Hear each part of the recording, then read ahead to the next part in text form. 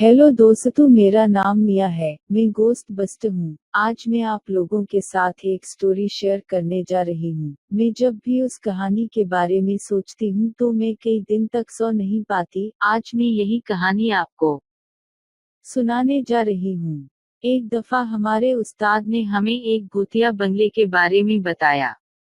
इन्होंने कहा कि जो इस बंगले में 2 रातें गुजार कर आएगा उसे 2 लाख रुपए मिलेंगे।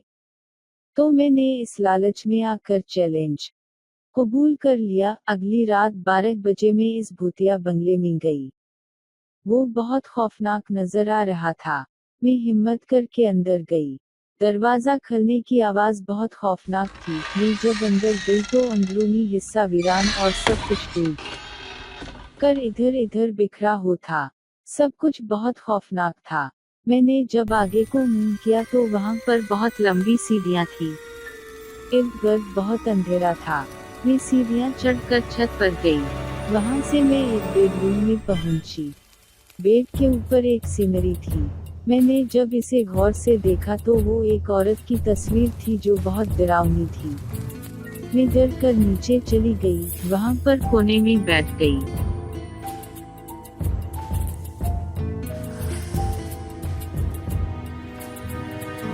तब मैंने सोचा कि यहाँ बैठकर रात का खाना खा लेती हूँ। मैं खाना खाकर मैंने थोड़ी देर आराम करने का फैसला किया।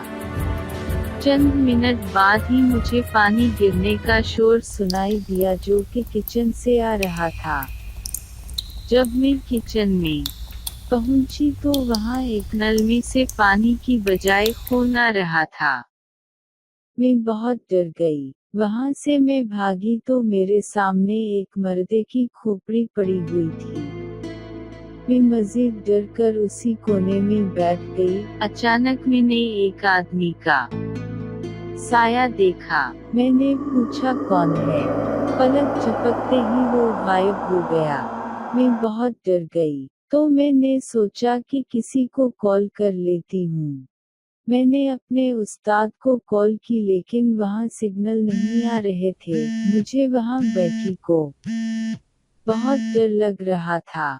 तब मैंने फैसला किया कि ऊपर वाले बेडरूम में चली जाती हूँ।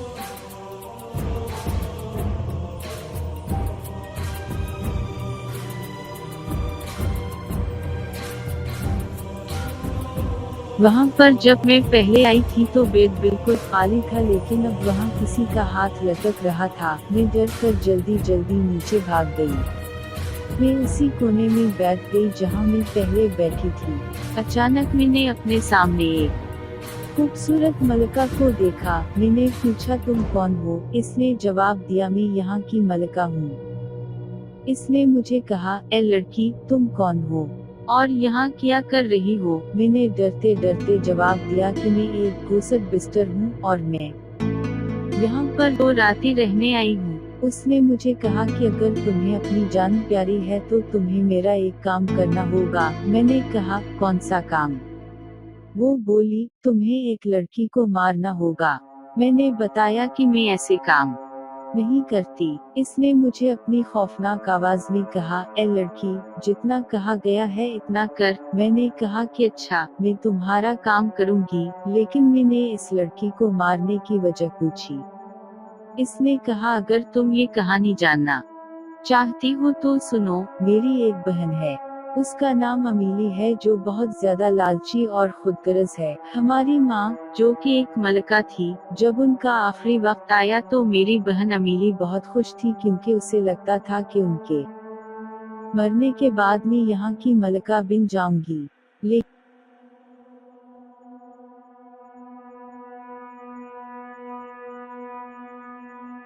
लेकिन इसे नहीं पता था कि हमारे खानदान में सबसे बड़ी शहजादी ही मलका बनती है। हमारी माँ बहुत जल्द वफात पा गई। मुझे बहुत दुख हुआ लेकिन अमीली बहुत खुश थी। जब उसने लोगों से सुना कि बड़ी शहजादी अब मलका बन चुकी है तो वो बहुत गुस्सा हुई। मेरे मलका बनने के 3 महीने बाद में अपनी बालकोनी में एक दिन खड़ी थी। उसने मुझे वहां से धक्का दे दिया जिसकी वजह से मैं गिर गई और मेरी मौत हो गई। अमीली बहुत खुश थी। वो मलका जो बिन गई थी। इसने इस महल को छोड़कर अपना महल कहीं दूर बना लिया। तब से मैं उसी घर में भटक रही हूँ। तो क्या अब तुम मेरी मदद करोगी? मैंने कहा, जी हाँ, मैं अब आपकी मदद करूंगी। तो उसने मुझे कुछ जादुई शक्तियाँ दी जिनकी मदद से मैं कुछ भी कर सकती थी। मैं इस डरावने महल से बाहर निकली तो मैंने सोचा कि मैं इस लड़की को मारने की बजाय उन दोनों की सुलह करवा देती हूँ।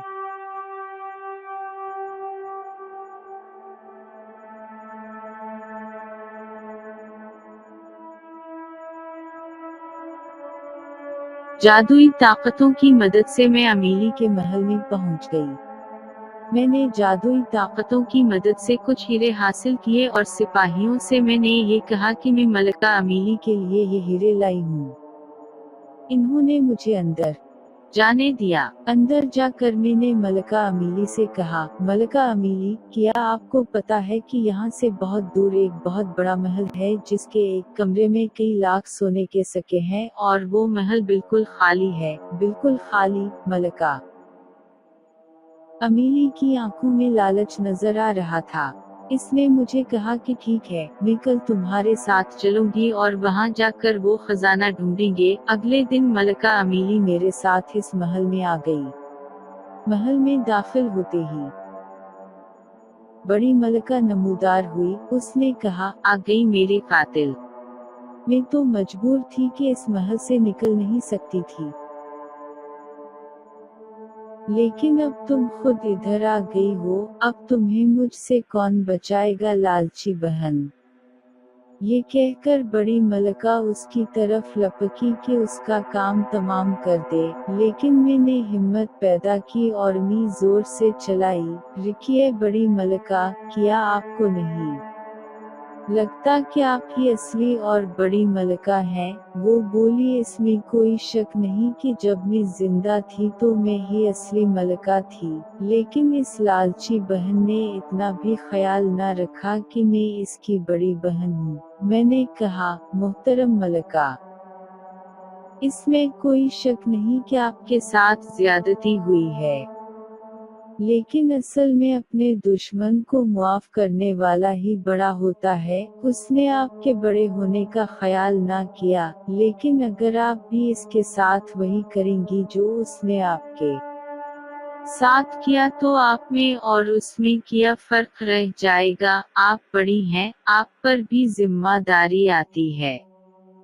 मजीद किसी के बोलने से पहले छोटी मलका अमीली बोली, आप मुझे क्यों बचाना चाह रही हैं? मैं गुनाहगार हूँ, मैं कातिल हूँ। मैंने जरा भी ना सोचा कि बड़ी बहन माँ के बराबर होती है। मुझे मर जाने दे, मुझे सजा जरूर मिलनी चाहिए। इतना कहकर अमीली जोर जोर से रोते हुए जमीन पर बैठ गई। ये सब देखते हुए बड़ी मलका भी खुद पर काबू न रख सके और रोते हुए बोली, बस करो अमीली, अगरचे तुमने मुझे बहुत दुख पहुंचाए हैं, तुमने तो मेरी जिंदगी ही खत्म कर दी, लेकिन आखिरकार तुम हो तो मेरी ही बहन। मैं तुम्हें रोते हुए नहीं देख सकती। तुम्हें एहसास हो गया है कि तुमने गलत किया है, इसलिए अब मैं तुम्हें माफ करती हूँ। अमीली को यकीन नहीं आ रहा था कि इसकी इतनी बुरी हरकत के बावजूद बड़ी मलका इसको माफ कर चुकी है। वो बार बार रो रो कर माफी मांगती रही और बड़ी मलका उसे चुप करवाती रही। उन दोनों की सुलह होने के बाद जब मैं वापस जाने लगी तो बड़ी मलका ने मुझे ढेर सारा खजाना दिया। वापस आने पर मेरे उस्ताद ने जो 2 लाख देने का वादा किया था वो इनाम भी इन्होंने मुझे दे दिया। इस कहानी से हमें सबक मिलता है कि मुश्किल वक्त में भी अक्ल इस्तेमाल करके हमें लड़ाई झगड़े से बचना चाहिए और दुश्मनों को माफ कर देना ही हमें बड़ा इंसान बनाता है।